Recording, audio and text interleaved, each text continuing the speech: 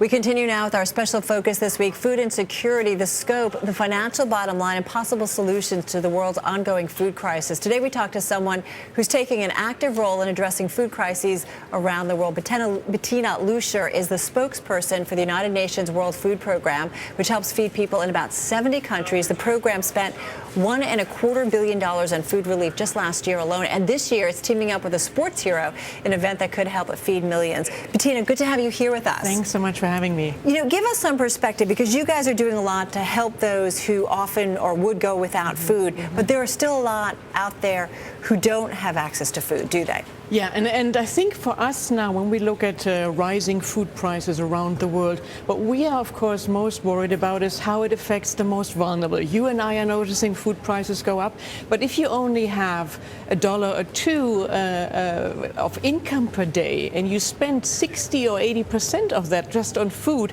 if food prices go up, that's really not sustainable.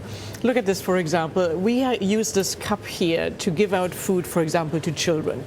And think now that if wheat prices have doubled, for example, over the last 6 months or so, what you are seeing is that the same amount of dollars suddenly only would buy half of this cup of food. A big difference. It's a big difference.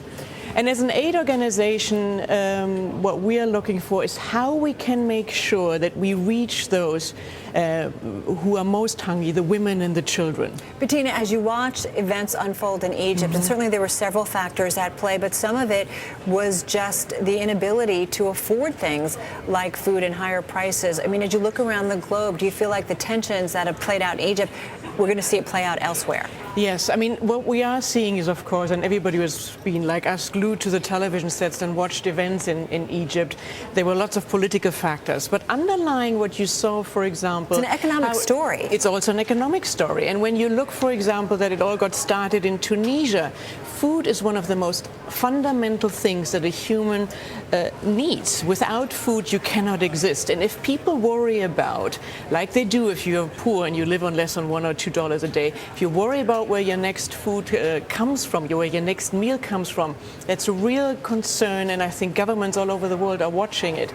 And we as an aid organization, you know, we are concerned because our dollar will buy less food now. Well, that's what I wanted to ask you. As you watch these events unfold, I mean, how nervous are you in terms of meeting the needs of those who are going to need it going forward, especially as prices go up? Well, we already have spent $260 million more than we had planned to do because of rising food prices. Is that a 25% increase? Is that a 10% increase? It's about 12% more than we thought we would have to spend.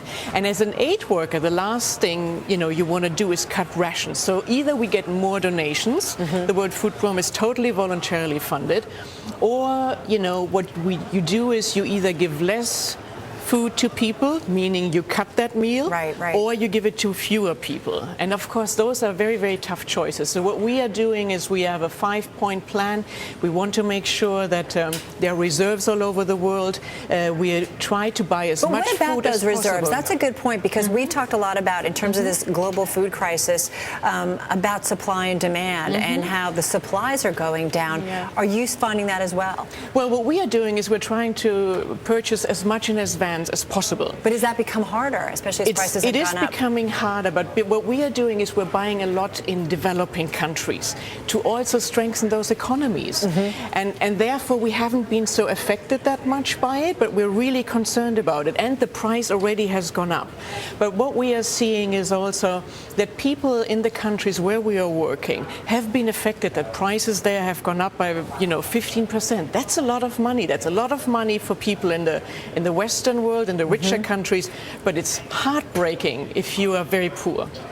You rely on donations to do what you folks do. I mean, what about the role of the governments? Do you think they need to be stepping up here, especially as we see again, Tunisia, Egypt, and other concerns in countries where people just can't afford to pay as we see higher prices for food? Well, we are very hopeful that the G-20 will tackle this. You know that a couple of years ago when the G8 leaders came together, they really want to focus on food production. And food security is really on the top of the agenda. And we hope that on the G20 they're going to do that too. But it's also like people like you and me, you and I can do something too to help, not just the government. And that's what I want to bring up, because you guys have something, you're teaming up with Drew Brees, you're doing the Rice Bowl Challenge. What's that all about? Sounds like fun. It's a wonderful thing. There's this vocabulary game, freerice.com. So it asks you about a difficult word, and then there are 5 possible answers. And for every correct answer, you get 10 grains of rice are going to the World Food Program. This got started in like 3.5 years ago. We have fed with this vocabulary game over 4.5 million people so far. So it's made a difference. It's made a huge difference. And we love it. Everybody remembers Drew Brees from last year holding up his baby, and he's making sure that other children get something too. So the students in Maine from the Department of Education are battling it up against the fans of Drew Brees. And you can play it too. It's a freerice.com/Super Bowl. Okay. And by now in this week already 10 million grains of rice have been donated to the World Food Program. It's Definitely a wonderful story. And we're going to do much more. We're going to do, for example, in 2 weeks, we're going to launch a social networking platform called We Feed Back, where you and I can do something too. We got to run. Everybody should check it out. Bettina, thank you so much. Thank you so much. Bettina Luescher there, a spokesperson for the UN's World Food Program.